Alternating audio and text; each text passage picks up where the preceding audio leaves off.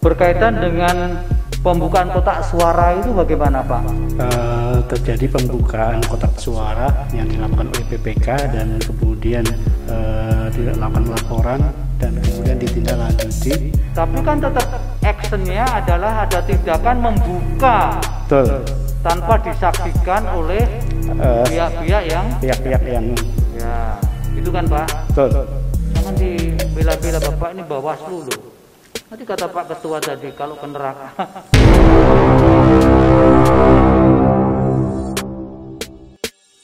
Terus yang kedua Pak, yang berkaitan dengan surat kajian dugaan pelanggaran. Waktu mengeluarkan hasil kajian ini kan dalam hari yang sama. Kok bisa secepat itu kemudian berubah?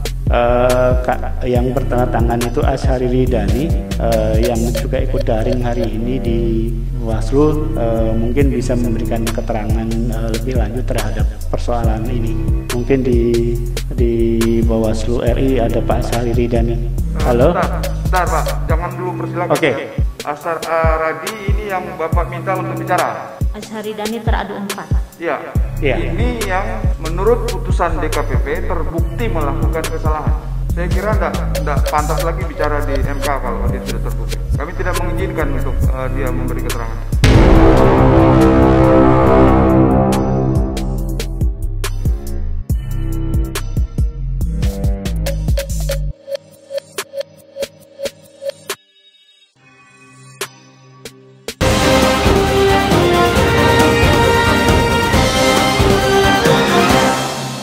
Sekarang kita dengar Bawaslu dulu.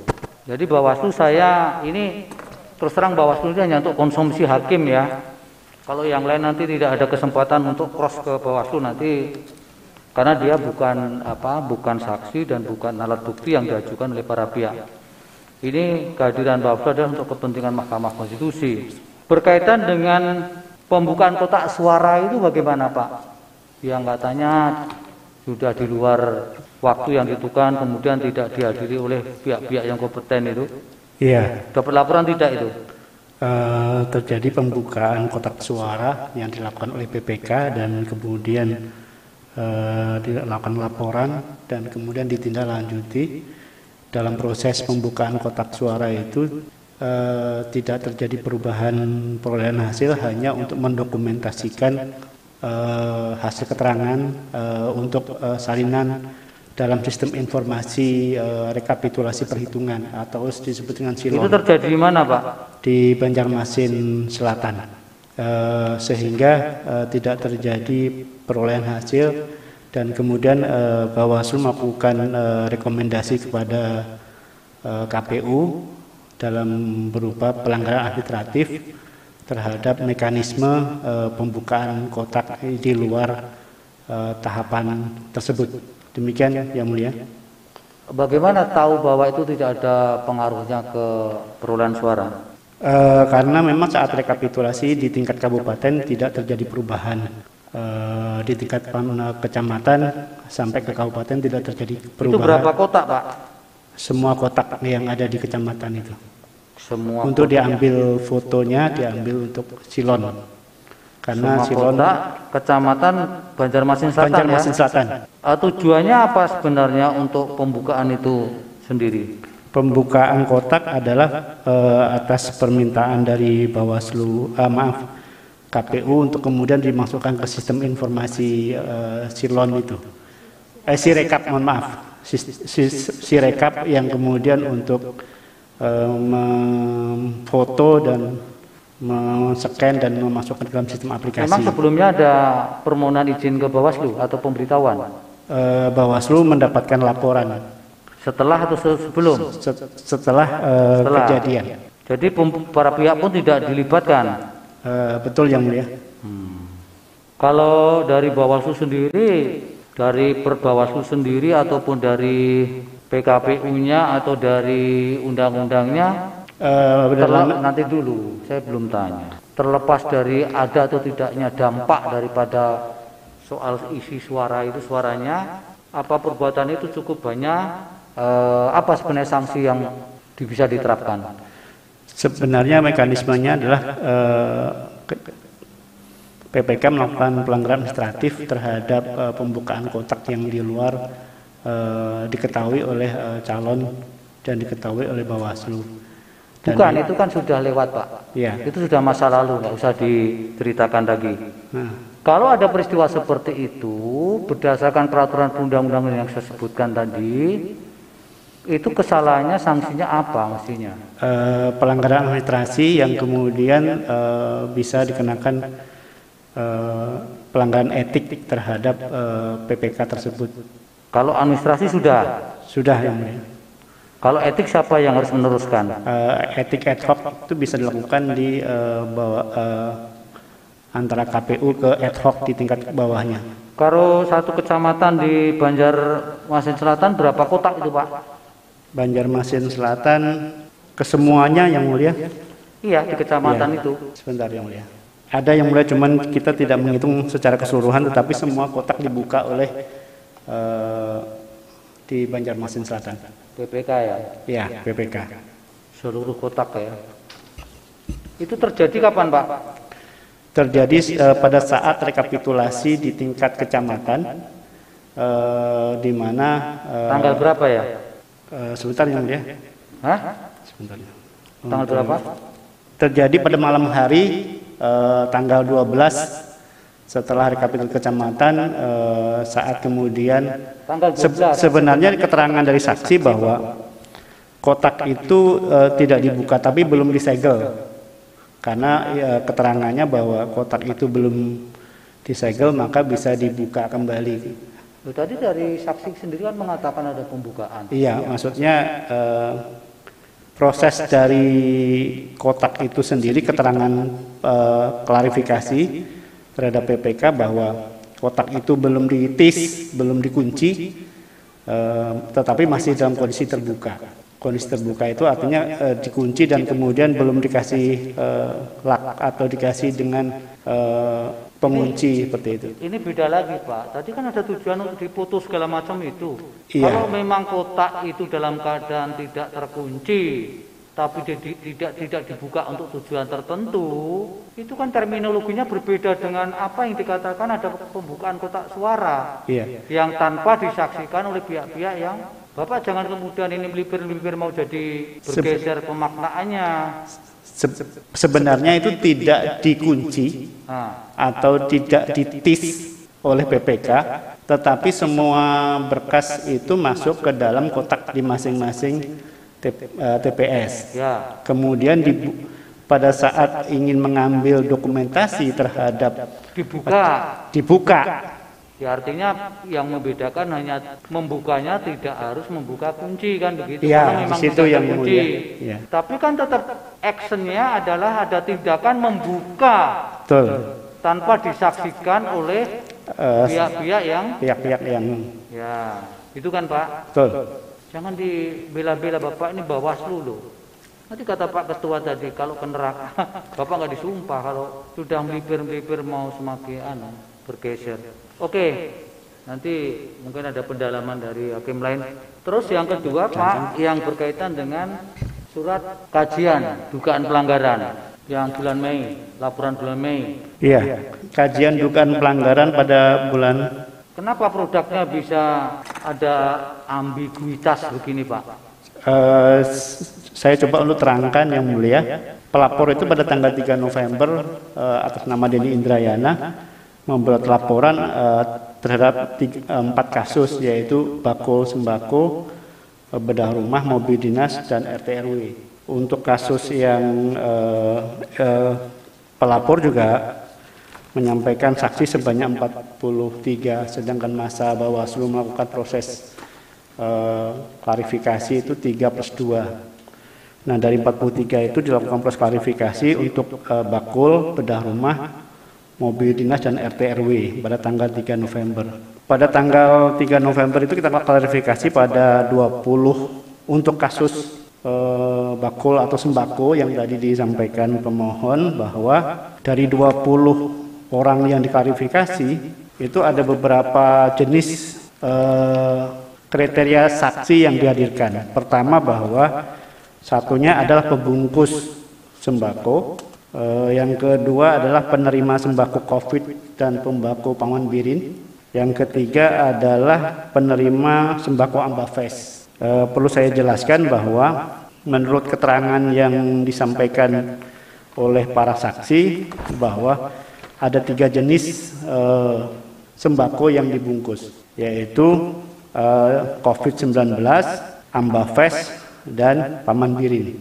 Nah, untuk keterangan itu kita lakukan klarifikasi secara maraton 3 hari plus 2 ke 24 saksi yang ada. Para pembungkus yang tadinya termasuk Pak Yahya tadi menjelaskan bahwa terjadi pembungkusan dan koordinator pembungkusnya adalah Ibu Rustadina. Dilakukan proses klarifikasi bahwa keterangan itu terjadi sejak tahun 2017 sampai 2020. Sedangkan pembelian itu berasnya didapatkan di sekitar daerah Gambut, Banjarbaru. Sedangkan kita lakukan klarifikasi juga di mana dari berasal beras itu, di mana uang itu langsung dari Paman Birin. Itu yang keterangannya dari Ibu Rustadina. Nah, kalau untuk Ambafest itu atas nama Pak Saleh dan kemudian juga Raja Kulit itu yang juga dihadirkan oleh saksi pemohon atau saksi dari pelapor. Kalau dikategorikan itu maka ada tiga jenis yang sembako yang ada, yaitu sembako COVID-19, sembako Paman Birin, dan sembako Ambafest. Nah, untuk jenisnya berbeda-beda. Seperti Ambafest itu ada jenisnya misalnya 3 kilo beras, kecap, teh, sedangkan untuk COVID berbeda. Menurut keterangan Kepala Dinas Sosial bahwa untuk dana COVID-19 seperti bakul tadi itu adalah dari Dinas Sosial yang peruntukannya untuk jenis yang berbeda. Untuk kegiatan misalnya di sini untuk kegiatan event Hari Kesatuan Gerakan, event bulan Ramadan, Hari Jadi Kalsel, dan Hari Kesejahteraan Sosial Nasional, yang kemudian itu dijelaskan di dalam klarifikasi. Itu untuk kasus, sehingga dari hasil penelusuran klarifikasi tersebut, ketidakmemenuhan unsur tersebut adalah bahwa kita tidak bisa mendapatkan data yang cukup lengkap karena pertama bahwa setelah mendapatkan keterangan dari saksi, tim klarifikasi itu mencoba untuk berupaya menghubungi Ibu Anis selaku dan Ibu Andin yang mendapatkan di mana hasil lelang tersebut atau pengadaan itu berada. Kita tidak bisa menghubungi. Lalu yang kedua, berdasarkan kita tidak bisa membandingkan antara dana sosial yang dianggarkan oleh Dinas Sosial dengan anggaran yang dikemas oleh Paman Birin. Itu yang menjadi itu, sehingga karena anggaran Dinas Sosial itu sebagaimana yang disampaikan Dinas Sosial itu tidak ada kegiatan itu. Yang bertuliskan adalah bantuan Dinas Sosial. Jadi ada tiga jenis beras yang bakul yang ada sehingga itu yang menyatakan kewenangan program kegiatan itu yang menguntungkan. Ya, mungkin kami sudah bisa menangkap apa yang menjadi rangkaian selanjutnya yang kemudian kami bisa menghubungkan dari hasil pengawasan, kemudian pengumpulan fakta-fakta dan bukti-bukti, disimpulkan bahwa itu hanya persoalannya adalah produk ini. Azhar Bapak kan? Azhar ini siapa? Azhari Ridani. Azhari Ridani itu Koordif Penanganan Pelanggaran. Ini kenapa dua produk kajian ini berbeda? Pada prosedur mekanismenya adalah karena begitu banyaknya pelaporan sampai 43 klarifikasi dari tanggal 3, 4, 5, 6 itu, kita tidak bisa, prosesnya adalah kita lakukan gelar perkara. Gelar perkara dalam sebagaimana Perbawaslu bahwa dari fakta-fakta yang ada, dari keterangan-keterangan yang ada, Bawaslu melakukan proses kajian terhadap perkara 04, 05, dan 06 tersebut. Nah, dari perkara itu hasil analisanya kemudian menjadi kewenangan dari Koordinatif Penanganan Pelanggaran. Iya, dari kesimpulan Bawaslu sendiri kok bisa berbeda pada kesimpulan yang setelah mekanisme pleno dan kemudian melihat kajian lebih dalam terhadap kasus Bakol dan kasus yang lainnya, bahwa ada beberapa yang belum sempat terklarifikasi, seperti apakah kemudian itu menguntungkan seperti penerima pengadaan beras, lelang di tahun itu, karena kita tidak bisa menemukan itu. Yang kedua tentang dinas sosial yang kemudian menyatakan bahwa di anggaran APBD itu tidak menyebutkan secara konkret bahwa dana itu adalah, dan juga untuk anggaran COVID juga tidak dijelaskan. Di keterangan Ibu Rostadina juga menjelaskan bahwa anggaran itu bersumber dari dana pribadi. Jadi ada beberapa itu, karena begitu banyak yang harus kita klarifikasi, sehingga proses mekanisme dari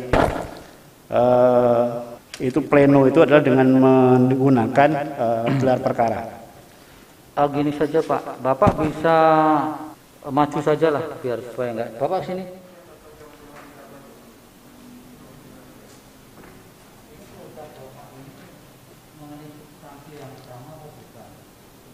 Itu untuk kasus tagline. Nanti saya jelaskan. Ya, dari proses mekanisme itu adalah bahwa pertama mekanisme gelar perkara. Gelar perkara itu mendengarkan, sedangkan analisa itu dilakukan setelah gelar perkara itu dilakukan oleh penanganan pelanggaran. Jadi sebenarnya untuk kasus tagline itu kenapa tidak memenuhi unsur? Menurut keterangan dari KPU bahwa tagline itu bukan bagian dari kampanye. Hanya unsur-unsur kampanye itu antara lain karena ini pertama kali waktu DKPP kemarin itu terkonfirmasi dulu, terus kemudian dirempoi oleh Bawaslu. Iya. Renvoy seperti apa Pak? Maksudnya renvoy seperti apa? Iya. Sebenarnya waktu sidang DKPP waktu tentang kasus yang tagline itu, Bawaslu mengirimkan data. Pertama dengan memenuhi unsur. Tanpa ada konfirmasi dengan pimpinan, tapi kemudian setelah dikonfirmasi oleh majelis bahwa putusan tersebut menjadi tidak memenuhi unsur karena memang hasil pleno itu tidak memenuhi unsur untuk tagline tersebut. Ini persoalannya kan waktu mengeluarkan hasil kajian ini kan dalam hari yang sama. Kok bisa secepat itu kemudian berubah? Kecuali melalui kajian-kajian baru, ada fakta-fakta baru yang kemudian bisa menganulir pendapat yang pertama. Jangan-jangan justru yang kedua, yang pertama yang keluar justru yang sebenarnya yang tidak terbukti, yang kedua yang kemudian terbukti. Bagaimana membedakan keduanya mana yang duluan? Mohon izin yang mulia, yang bertanda tangan itu Asyari Ridani, yang juga ikut daring hari ini di Bawaslu, mungkin bisa memberikan keterangan lebih lanjut terhadap persoalan ini. Mungkin di Bawaslu RI ada Pak Asyari Ridani. Halo. Sebentar Pak, jangan dulu, persilakan. Oke. Bapak sudah terima enggak putusan DKPP nomor 178/179? Sudah yang mulia. Bapak atas nama siapa? Nurholis Majid. Nurholis Majid. Itu teradu 5. Teradu 5. Terus Ibu? Ibu teradu 1. Siap yang mulia. Betul. Asar Aradi ini yang Bapak minta untuk bicara. Asyari Dani teradu 4. Iya. Ya. Ini yang menurut putusan DKPP terbukti melakukan kesalahan. Iya. Saya kira enggak pantas lagi bicara di MK kalau dia sudah terbukti. Kami tidak mengizinkan untuk dia memberi keterangan. Ini jelas putusan DKPP. Memang teradu 1, teradu 2, teradu 3, teradu 5 itu dipulihkan nama baiknya. Sementara yang teradu 4 itu diberi sanksi teguran keras. Kalau orang sudah ditegur keras, kita tidak beri kesempatan lagi untuk menjelaskan di MK. Kapan Bapak terima putusan ini? Setelah dibacakan pimpinan, kemudian 3 hari berikutnya kita mendapatkan salinannya. Oke, ya, saya hanya menambahkan itu bahwa sudah ada putusan yang mau disuruh bicara tadi itu tidak cocok lagi untuk bicara di sini. Silakan yang mulia.